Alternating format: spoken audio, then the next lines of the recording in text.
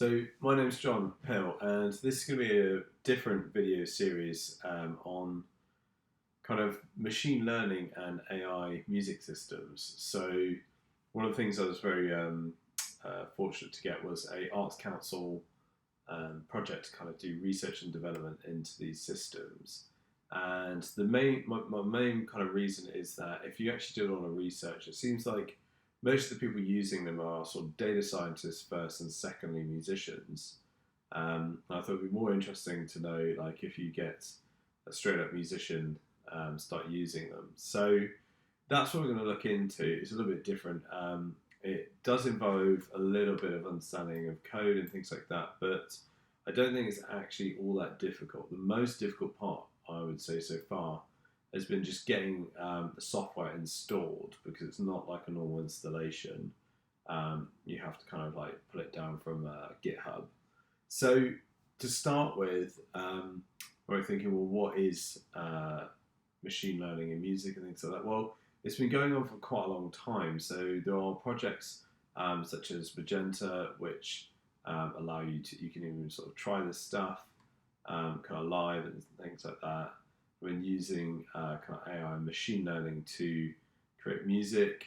There's other more commercial aspects like Jukebox, and the one that I want to focus on mostly is IBM Watson Beat, because IBM Watson Beat requires quite a lot of creativity still from a human being.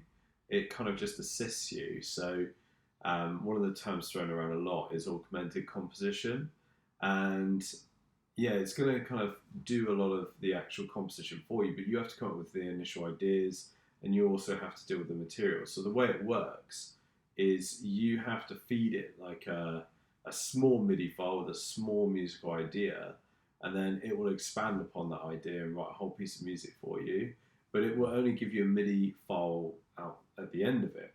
And then you have to, again, use your creative knowledge and skills to develop that into an actual, good sounding piece of music. You might want to change some things, you might want to rearrange some things, change some instrument sounds, all that sort of stuff is still you as a creative artist.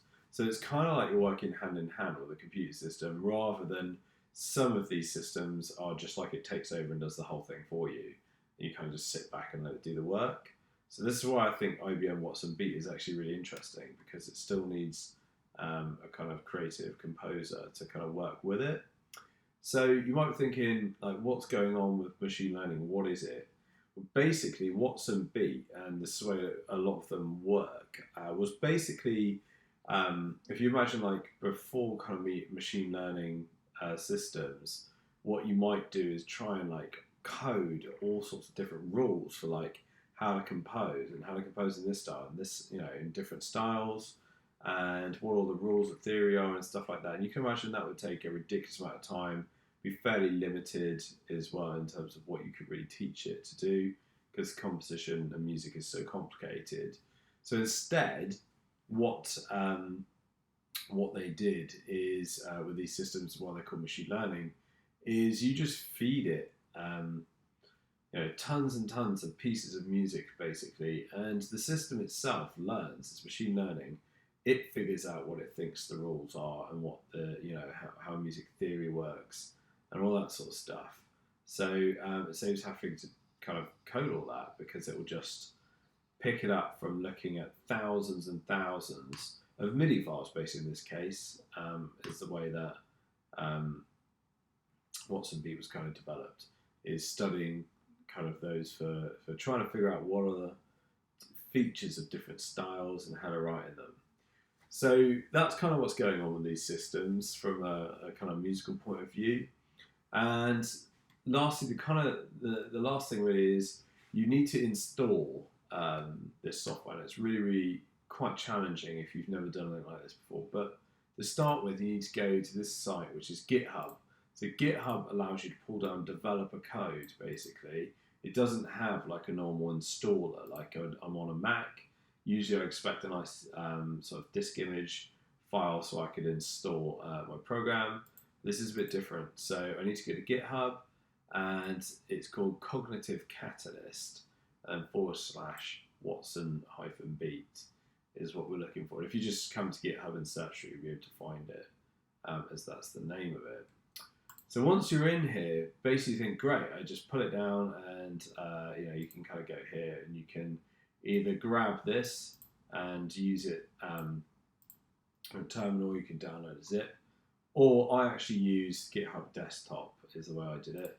You think, great, I put it down, and I can just kind of start installing it, but it's not that simple. So what you have to do is, there's a great document here. If you read down here, there's a fantastic document, and it explains. So you need to make this work, you give it a simple 10 to 20 second MIDI file or a melody in a MIDI format, and you can also set up some parameters for the kind of engine. So you can tell it what kind of style you want it to work in, and other things like that.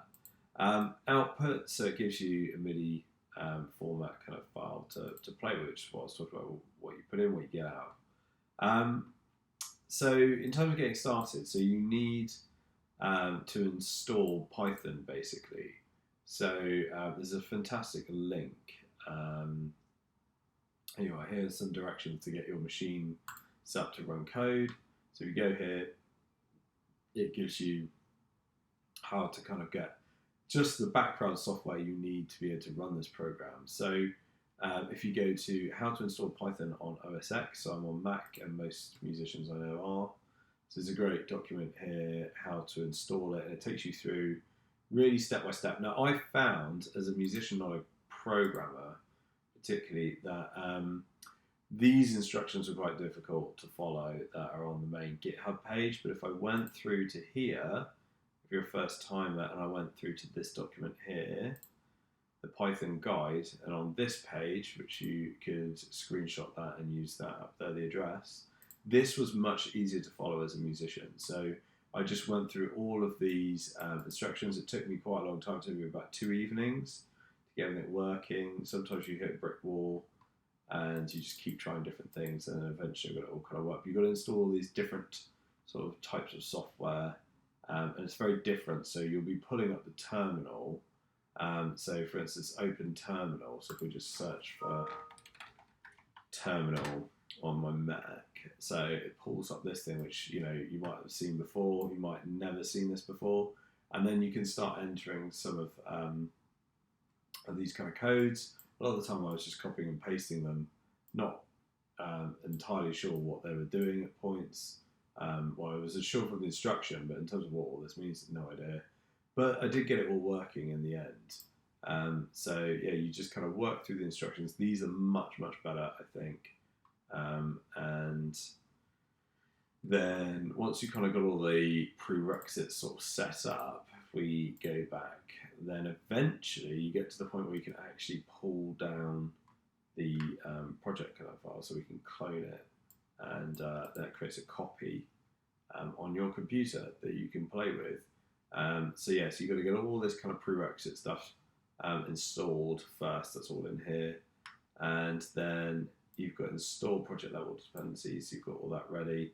Then eventually you can clone this code. You can download it, or I used GitHub Desktop, which again was much easier as a non sort of coder to use. And then you're ready to go, basically. And eventually, like I said, it took me 2 evenings of working through all these instructions, and eventually I got it working. So it does work. You just need to take your time with it, work through the instructions step by step, and make sure that you do everything in them. I missed one of the steps, I think. I was having quite a problem, and I eventually found which step I missed, went back. What I'd also say is, once you've got it up and running, there's some great videos down here about how to actually use it. So we might have a look at those in future sessions, but these are fantastic videos on how to use it, to just, getting started, really. And these are some instructions, again, not the easiest to follow if you're not a programmer, really. So that's it. That's how to get the software installed. It's quite challenging, but quite an achievement when you've managed to do it. And yeah, hopefully you can get it installed, keep working at it, and then we'll have a look at what we can actually do with it.